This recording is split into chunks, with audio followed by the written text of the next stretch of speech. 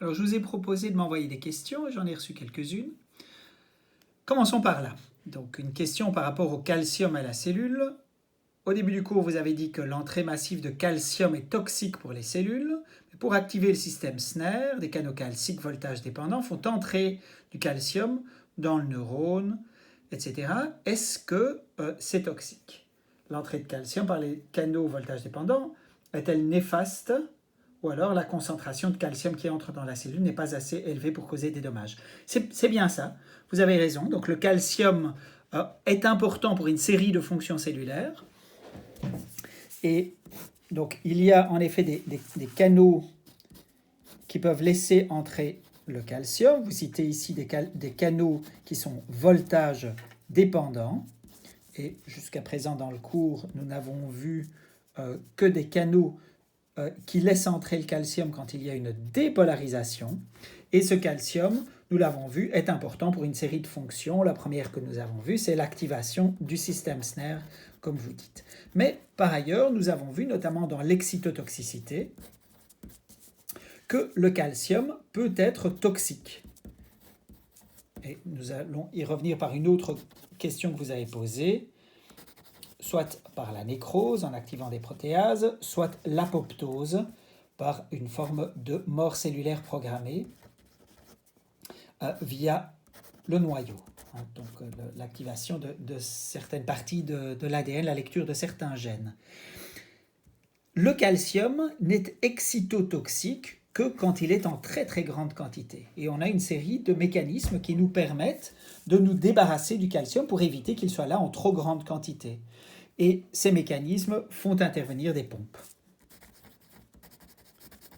Ces pompes qui consomment de l'ATP vont faire soit sortir le calcium, si ce sont des pompes qui sont à ce niveau-là, soit, et c'est celle que nous connaissons mieux, dont nous avons parlé dans le cours à certains endroits, qui vont permettre l'accumulation de calcium dans le réticulum endoplasmique. Donc voici pour cette question-là. Alors une série de questions dont certaines sortent du cadre du cours, mais abordons-les tout ensemble. La nécrose et l'apoptose sont tous deux causés par une trop grande concentration de calcium, donc les cellules ne peuvent mourir à cause de l'excytotoxicité, etc. Et la question c'est, y a-t-il d'autres manières pour la cellule de mourir? Oui. Donc on parle d'un chapitre qui, dans le cadre de notre cours, enfin on a appelé ça la mort cellulaire. Et pour la mort cellulaire, nous avons vu ces deux types qui sont la nécrose et l'apoptose. Et vous demandez s'il existe d'autres types de mort cellulaire. La réponse est oui, ça sort du cadre du cours. Je vais vous en donner un exemple que vous avez peut-être vu dans un autre cours. Donc ça, c'est la mort cellulaire immédiate. Et dans la mort cellulaire programmée, il y a plusieurs types. Et un type qu'on connaît assez bien, mais qui sort du cadre de notre cours, c'est l'autophagie. Autophagie, comme si la cellule se mangeait elle-même avec des mécanismes cytoplasmiques. Ceci est vraiment initié au niveau du noyau et de l'ADN, l'apoptose, alors que l'autophagie est initiée dans le cytoplasme même et dans des organites que vous connaissez, notamment les lysosomes. Mais je vous redis, ça dépasse le cadre du cours. Une autre question ici, est-ce que l'effet du récepteur GABA-B sur la membrane, le fait que le potentiel postsynaptique soit retardé, qu'il ait une amplitude plus grande, attention, c'est pas plus grande, c'est moins grande, qu'il ait une amplitude moins grande et un effet plus prolongé, sont des effets généraux des récepteurs métabotropes? Oui, ce sont des effets généraux des récepteurs métabotropes, ils ne sont pas spécifiques aux récepteurs GABA-B. Les récepteurs métabotropes, lorsqu'ils sont activés par la liaison avec un neurotransmetteur, activent, donc dans tous les exemples que nous avons vus, une protéine G, et cette protéine G va entraîner une cascade biochimique qui, finalement, à une exception près dans les exemples que nous avons vus, va résulter en une action, un effet sur le potentiel de membrane. Et cet effet sur le potentiel de membrane peut être, par exemple, la sortie d'ions positifs, l'entrée d'ions négatifs, donc tout est possible, et soit un PPSE qui est en effet retardé, de faible amplitude et assez prolongé, et on a appelé ça de la neuromodulation, soit, comme pour le GABA B, un effet prolongé qui est un PPSI, un potentiel postsynaptique inhibiteur. Alors, au rang de ceci, nous avons vu un exemple avec le récepteur muscarinique, qui est un récepteur à l'acétylcholine, à ne pas confondre avec le récepteur nicotinique, qui est un récepteur ionotrope à l'acétylcholine, donc le récepteur muscarinique. Ou alors, il y a une série de récepteurs au glutamate, et on les appelle les récepteurs mGluR, par exemple, le mGluR1 ou le mGluR2, etc.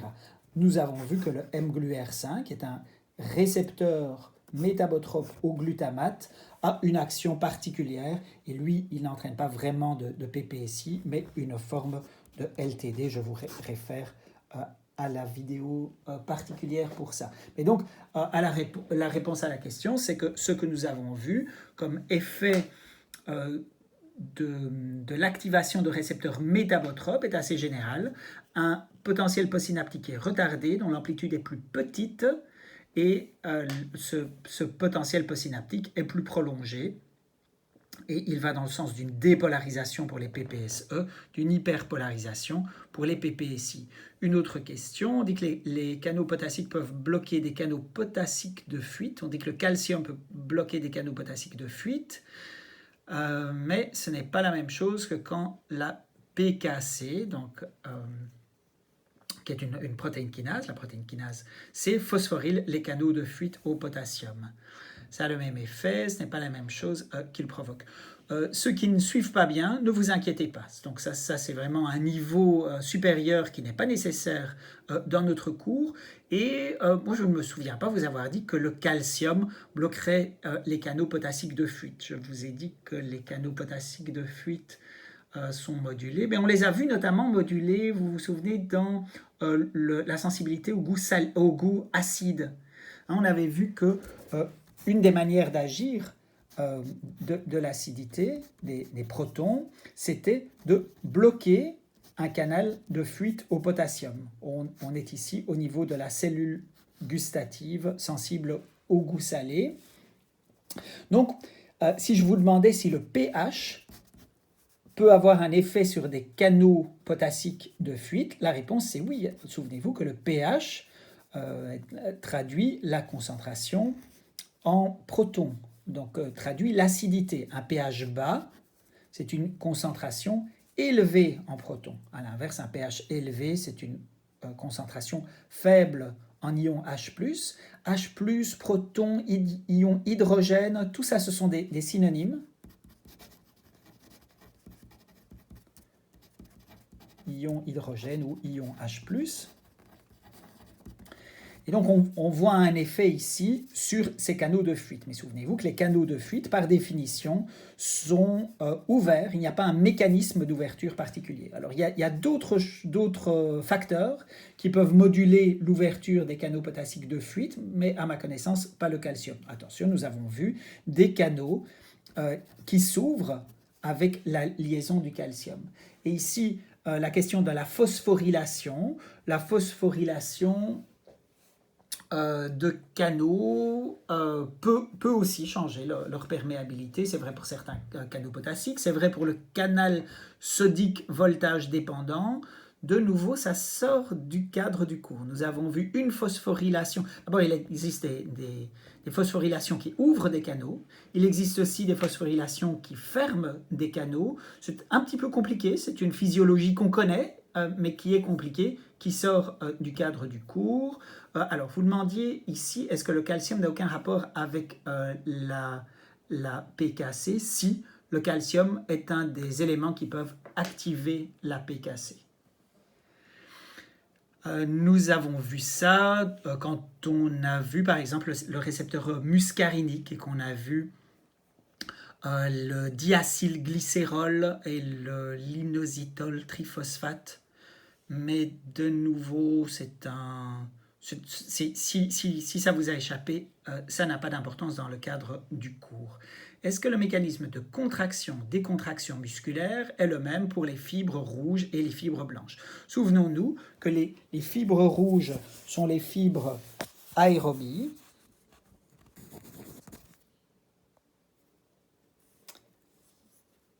Les fibres aérobies, c'est-à-dire qui consomment de l'oxygène pour le métabolisme énergétique,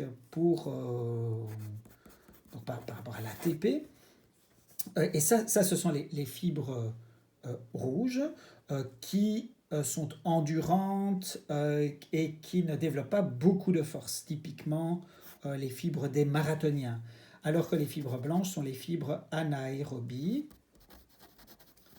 Et celles-là, elles ont un métabolisme énergétique qui ne nécessite pas la présence d'oxygène, la consommation d'oxygène.